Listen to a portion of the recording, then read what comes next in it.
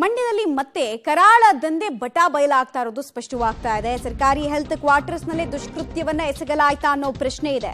ಆರೋಗ್ಯ ಅಧಿಕಾರಿಗಳಿಂದ ತಡರಾತ್ರಿ ಮನೆ ಮೇಲೆ ರೇಡ್ ಆಗಿದೆ. ಪಾಂಡವಪುರ ಪಟ್ಟಣದ ಸರ್ಕಾರಿ ಕ್ವಾರ್ಟರ್ಸ್ ನಲ್ಲಿ ನೀಚ ಕೃತ್ಯವೊಂದು ಬೆಳಕಿಗೆ ಬಂದಿದೆ.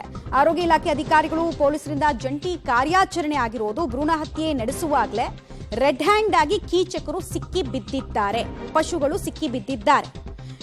ಗರ್ಭಪಾತಕ್ಕೆ ಕರೆತರಲಾಗಿದ್ದ ಗರ್ಭಿಣಿಯರನ್ನ ಇದೇ ವೇಳೆ ರಕ್ಷಣೆ ಮಾಡೋ ಕೆಲಸ ಕೂಡ ಆಗಿದೆ. ತಾಲೂಕು ಸರ್ಕಾರಿ ಆಸ್ಪತ್ರೆಯ ಹೊರಗುತ್ತಿಗೆ ನೌಕರರ ದಂಪತಿಗಳು ಅರೆಸ್ಟ್ ಆಗಿದ್ದಾರೆ. ದಂಧೆ ನಡೀತಾ ಇದೆ ಅಂತ ಸಾಕಷ್ಟು ದೂರುಗಳು ಬಂದ ಹಿನ್ನೆಲೆಯಲ್ಲಿ ಡಿಸಿ ಹಾಗೂ ಎಸ್ಪಿ ಭೇಟಿ ಕೊಟ್ಟು ಪರಿಶೀಲನೆ ನಡೆಸಿದ್ದಾರೆ. ನಿನ್ನೆ ರಾತ್ರಿ ನಮಗೆ 11:15 ನನಗೆ ಮತ್ತು ಎಸ್ ಪಿ ಅವರಿಗೆ ಬಂದಂಥ ಮಾಹಿತಿಯ ಮೇರೆಗೆ ನಾವು ನಮ್ಮ DHOನ ಫ್ಯಾಮಿಲಿ ಹೆಲ್ತ್ ಆಫೀಸರ್ಸ್ನ ನಾವು ಕೂಡಲೇ ಇಲ್ಲಿಗೆ ಕಳಿಸ್ಕೊಟ್ವಿ. ತಾಲೂಕು ಆಸ್ಪತ್ರೆ ವ್ಯಾಪ್ತಿಗೆ ಬರ್ತಕ್ಕಂಥ ಒಂದು ವಸತಿ ಗೃಹದಲ್ಲಿ ಈ ರೀತಿ ಅನಧಿಕೃತವಾಗಿ ಗರ್ಭಪಾತವನ್ನು ನಡೆಸ್ತಾ ಇದ್ದಾರೆ ಅಂತ ಹೇಳಿ ಖಚಿತವಾದಂಥ ಮಾಹಿತಿ ಬಂದ ತಕ್ಷಣ ಈಗ ಈ ಒಂದು ಪ್ರಕರಣದಲ್ಲಿ ದೂರು ಸ್ವೀಕಾರ ಮಾಡಿಕೊಂಡು ನಾವು FIR ಮಾಡ್ತಾ ಇದ್ದೀವಿ. FIR ಮಾಡಿದ ಮೇಲೆ ನಾವು ವಿಚಾರಣೆ ಮಾಡಲಿಕ್ಕಾಗೋದು.